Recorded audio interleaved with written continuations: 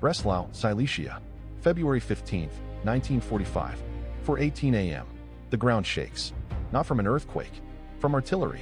Soviet artillery, 1,200 guns firing simultaneously along a front that stretches for miles. The shells arriving so close together that the explosions blur into a single continuous roar that you feel in your sternum before you hear it with your ears.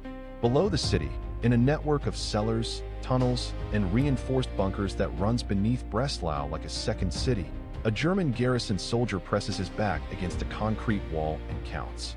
Counts the seconds between impacts. Counts the cracks spreading across the ceiling above him. Counts the men left in his unit. He has been underground for 11 days. He has forgotten what sunlight feels like on his face. Above him, Breslau is burning. The city that was once the sixth largest in Germany. Baroque churches, university buildings, department stores, theaters, is being systematically reduced to rubble by the most powerful artillery concentration on the Eastern Front. And yet the garrison holds, and holds, and holds. This is Festung Breslau, Fortress Breslau, and it will not fall for another 82 days. To understand why Breslau mattered, you have to understand the strategic logic of January 1945. Hitler had issued his Festung Order, his fortress decree, in 1944, designating certain cities as fortresses to be held to the last man and the last round of ammunition. The logic, such as it was, held that fortresses behind enemy lines would tie down Soviet forces, disrupt supply lines, and demonstrate to the German people that the Reich would fight for every inch of its territory.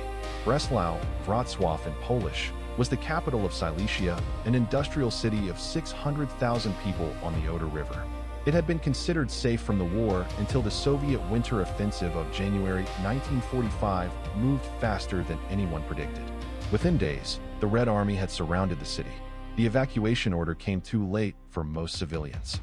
Hundreds of thousands of people, soldiers, civilians, wounded, women, children, were trapped inside the encirclement. Gauleiter Karl Hanke, the Nazi Party's regional leader, declared that Breslau would be defended as a fortress. He was a true believer. He would prove it by sending men to die for a city the war had already decided. The underground war begins almost immediately. Breslau's geology works in the garrison's favor. The city sits on sandy subsoil that has been tunneled, cellared, and reinforced for centuries. Medieval vaults run beneath the old town. The university has basement networks. The hospitals have reinforced lower floors. The brewery, the cathedral, the municipal buildings, all of them connected by passages that Soviet artillery cannot reach. General Hermann Niehoff, who takes command of the garrison in March 1945, understands immediately that the surface of the city is indefensible. The Soviet artillery advantage is too enormous. The garrison, approximately 50,000 soldiers and armed civilians, cannot hold open ground, so they go underground. Engineers expand the tunnel networks. Passages are dug between buildings, through cellar walls, under streets. Supply routes move underground, away from Soviet observation. Medical stations are established in the deepest vaults. Telephone cables run through the tunnels. The garrison creates, beneath the burning city, a functional military infrastructure that Soviet shells cannot touch. You can almost feel the weight of the city above, the dust falling from the ceiling with every impact. The particular silence of men waiting underground while the world destroys itself on the surface. The civilian population trapped inside Breslau numbers over 200,000 by February 1945. They live in basements, in church crypts, in the reinforced cellars of apartment blocks where they moved when Soviet artillery made the upper floors uninhabitable. They share their underground spaces with soldiers, with the wounded, with the dying. They survive on rations that shrink every week as the encirclement tightens and Luftwaffe supply flights become increasingly sporadic and increasingly shot down. Gauleiter Hanke, meanwhile, makes decisions that will define his legacy of infamy. In February, he orders the construction of an emergency airstrip in the heart of the city. To clear the necessary space, he orders the demolition of entire residential blocks. Houses are blown up. Streets are cleared with explosives. Civilians who refuse to leave their homes are shot. Thousands are forced into construction labor under shell fire. The airstrip is built. It is used exactly enough times to justify, in Hanke's mind, the cost. The civilians who built it under fire would disagree, if enough of them survived to do so. The garrison soldiers and the trapped civilians exist in a relationship of mutual dependency and mutual resentment. The soldiers need the civilians for labor, for the illusion of civilian morale, for the political optics of defending a populated city. The civilians need the soldiers for the food distribution that the military controls. Neither group has anywhere else to go. The Soviet assault intensifies through March and April. General Vasily Gluzdovsky commands the 6th Army besieging Breslau. His forces have the artillery, the armor, and the manpower to reduce the city block by block. But urban combat is expensive. Every street costs casualties. Every building requires clearing. The Soviet command prefers to contain the fortress and let it wither rather than pay the full price of an assault. Inside the perimeter, the garrison fights with a ferocity that surprises even the Soviets. The underground infrastructure makes the defense resilient in ways that conventional siege tactics cannot break. When Soviet forces capture one block, the garrison withdraws through tunnels to the next prepared position. When a surface route is cut, supplies move underground. When artillery destroys a command post, operations move to a deeper bunker. Niehoff runs his defense with professional competence in an impossible situation. He conserves ammunition. He rotates units. He maintains discipline in conditions that would break most organizations. He knows the war is lost. He fights anyway because surrender, in the Reich's legal framework, was death, and because the men under his command were still alive and still fighting. Above ground, Breslau is disappearing. By April 1945, an estimated 70% of the city's built environment has been destroyed. The Baroque cathedral, the university library, the department stores along the ring, the residential neighborhoods that housed generations of Silesian families. All of it rubble, or burning, or standing as empty shells through which the wind moves freely now where families once lived. The soldiers fighting in the ruins develop a tactical intimacy with the destroyed city that gives them a temporary advantage over attackers who don't know the terrain. They fight from cellars connected to other cellars.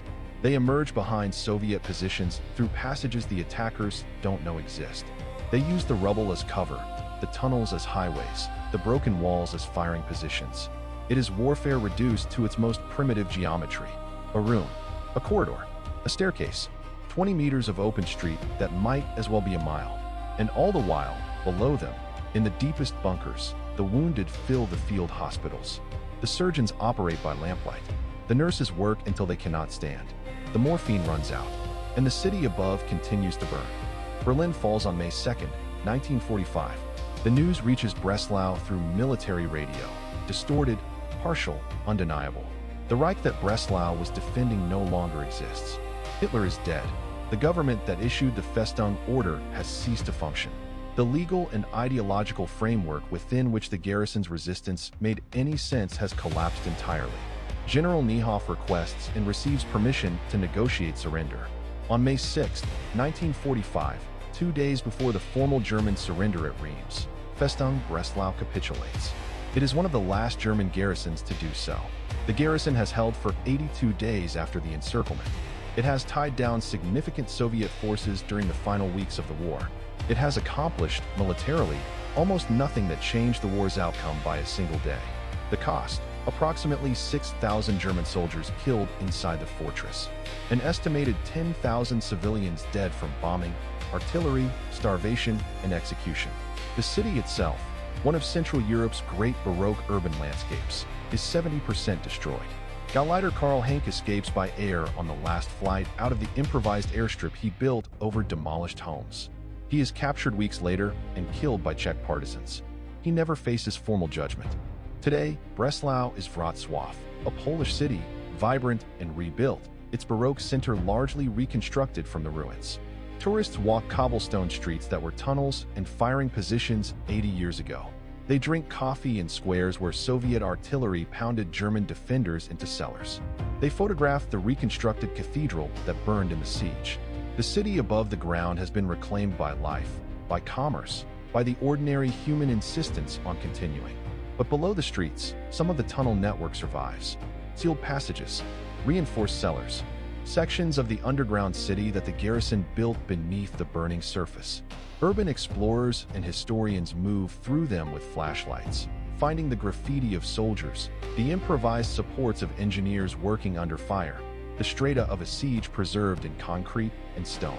Breslau's story sits at the intersection of several of the 20th century's defining currents: Nazi fanaticism, Soviet military power, civilian suffering, the destruction of a Central European urban culture, and the transfer of an entire city from one nation and one language to another.